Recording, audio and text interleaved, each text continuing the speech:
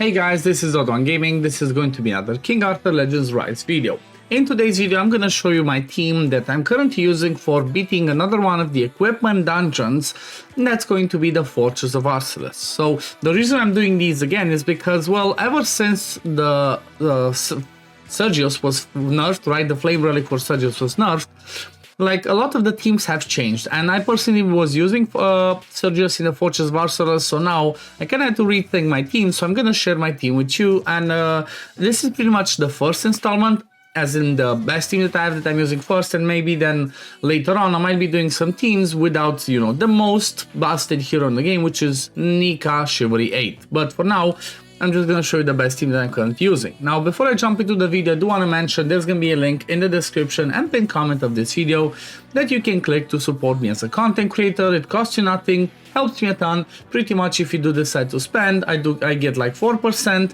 and at the same time by doing that, I can share coupons with you as part of the, you know, content creator program, the supporter program. Currently there are 2 promo codes still available, 2 coupons available. That's gonna give us 8 special summons and 400 stamina, so make sure you grab them as soon as possible. Now let's look at the team that I'm actually using. Again, this is my best possible team that I'm using, so I'm quite sure this can be made a little bit easier, and I'm gonna look into it and try and make a team, like I said, in the future without Nika. But I'm currently using Chivalry 9 Nika. I got a few copies of her. Then I'm having Iweret as my damage dealer, which does not necessarily need to be Iweret. Whoever's your best flame damage dealer, that's what you use.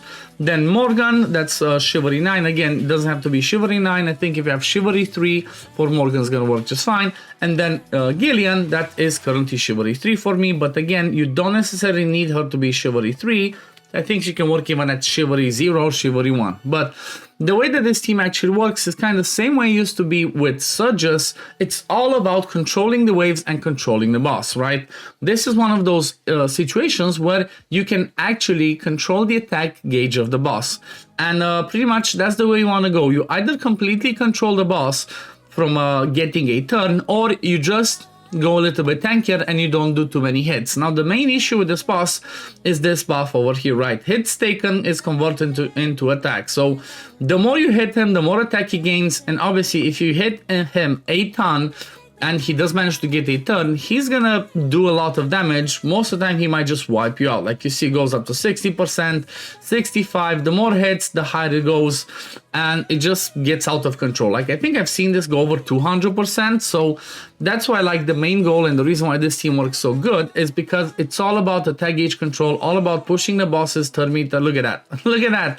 120% just keeps going higher and higher. But like I said, that's the way I'm using this team, and it's all about controlling the boss. Because this one, okay, you get to a second phase, it goes down, so this one's kind of gets reset. However, again, you can stack this up because the more you hit him, the more damage he's gonna take. He does steal a turn sometimes, but it does not matter as long as, you know, you have 2 heroes in the team that do some sort of attack gauge pushback, right? I think there's like Clarison that can do some of that. There's Claudius that could do something like that. As long as you have 2 people, even if one of them gets in the second phase their turn stolen, which is kind of random as you notice, depends on who it lands on, it's still gonna work. And you see the whole team did pretty well, 4 minutes and 23 seconds. That's at, you know, the 3 times speed. However, it can, if you actually count it, you know, split this by 3, that's what, 1 minute and 40 seconds, right? Something like that, or even lower. Let's see, what's that? 60, 80 split by 3, that's 20, like 1 minute 25 seconds, right? 1 minute 30 seconds. It's a pretty fast run considering the fact that this boss has 2 phases. This worked pretty well. Obviously, if you look at the damage, the top damage is going to be Iweret, a little bit from Morgan, a little bit from Gileian, and actually, surprising enough, Nika, but that's because on her 3rd skill, she actually hits and does damage based off of her max HP.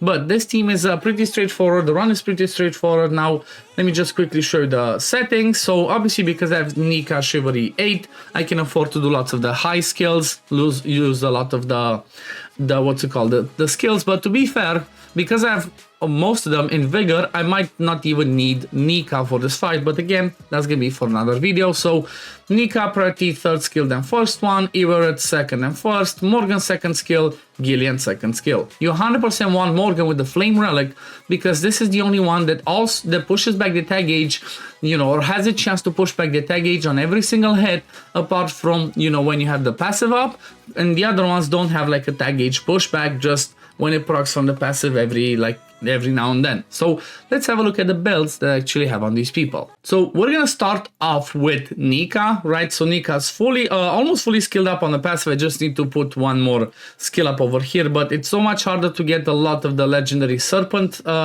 talismans because there's a ton of good ones that I used on. I prioritized obviously people like Iweret, I prioritized Sergius, so yeah, I still need to finish this one, but if you can max it out, do that.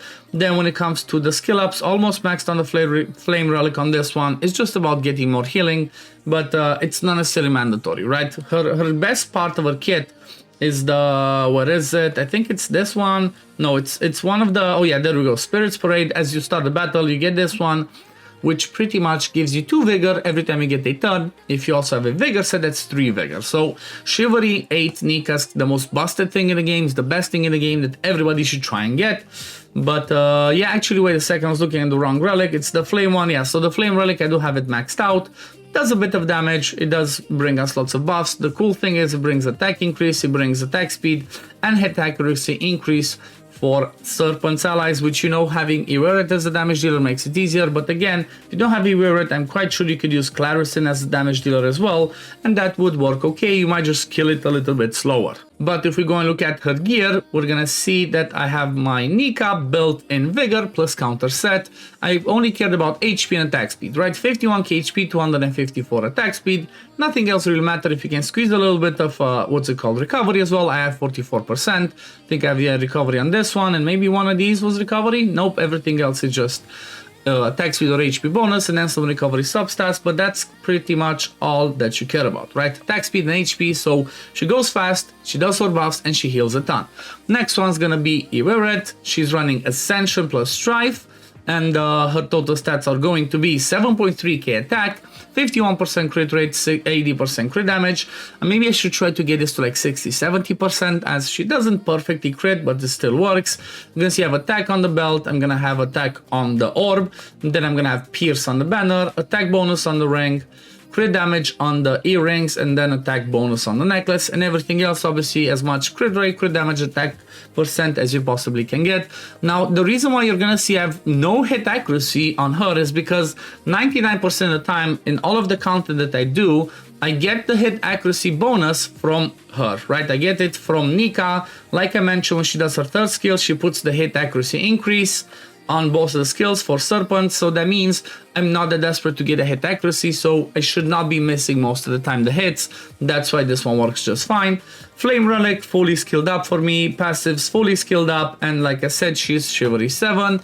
The next one, Morgan, Chivalry 9, she's using again the Flame Relic, which is fully skilled up. You mostly care about the second one, right? If you have the second one fully skilled, you're good to go. The passive, you 100% want to skill all our passives because Morgan's amazing. This one kind of brings some attack gauge pushback, right, as well. Every like third turn, it's a 2-turn cooldown. That works just fine. Then if you look at her equipment, she's running Vigor and Accuracy. For Morgan, I mostly cared about attack speed and effect accuracy. That's about it. Nothing else I really cared. So she has 277 attack speed, 103% effect accuracy. Obviously, she gains a lot of attack speed from her Chivalries, right? Chivalry 9 gives her attack speed, then Chivalry 5 gives her attack speed. So it does help, right? It does help that she gains that from the Chivalries. Then if we look at the next one they have in the team is going to be Gileian, fully skilled up on her passive. She is, like I said, Chivalry 3, which kind of helps because it has a chance to, you know, give more attack gauge to several people when she procs this. It's not mandatory. Again, you can work with her with just Chivalry 1 or Chivalry 0, still works just fine. But the passives are fully skilled up, right? It gives you high chance to reduce the attack gauge, right? High chance, yep, goes from 60 to 80. And then it can do to 2 targets, which means the boss and maybe one of the, I think it's like wings, arms, whatever. This one as well, it's not really mandatory because we don't really get hit to get abnormal statuses. And then this one as well skilled up so we can push more attack gauge forward. But then you're gonna see the skill ups. I barely have any skill ups in this, like nothing. This one would help if I did maxed. I didn't prioritize it because it still worked, right? I didn't prioritize it, still worked. That's gonna be one of my next ones that I do. And then if you look at the build for Gileian, she's running kind of like the same thing as Morgan, vigor plus accuracy. Her total stats are going to be 250 attack speed, 26k HP. I would love to get more HP, but I did not have enough good vigor with and effect accuracy, so this is just fine. 87% effect accuracy, and then you're gonna see barely any recovery. But yeah, that pretty much is the team that I'm using. That's the team that I'm using to beat Fortress of Arsellus on stage 10. This one's kind of really important because you want to get as many of these keepsakes, right? Plus lots of the materials to forge more keepsakes. So I kind of slacked personally on this one. As you saw, I have lots of 5-star keepsakes on my people, but hopefully I'm just gonna keep spamming this and I'm gonna get some better stuff. But we're gonna leave it at this for now. Thank you for watching. As always, if you do enjoy my content, don't forget to like this video, subscribe to the channel to see when I upload next. Don't forget to support me as a content creator using the link in the description or pinned comment of this video, and grab yourself some juicy coupons while you're at it. And I'm gonna see you guys in the next one. Peace, love, take care, run. Bye guys. Fight with honor. Vanquish the wicked, and you may prove worthy of your legacy.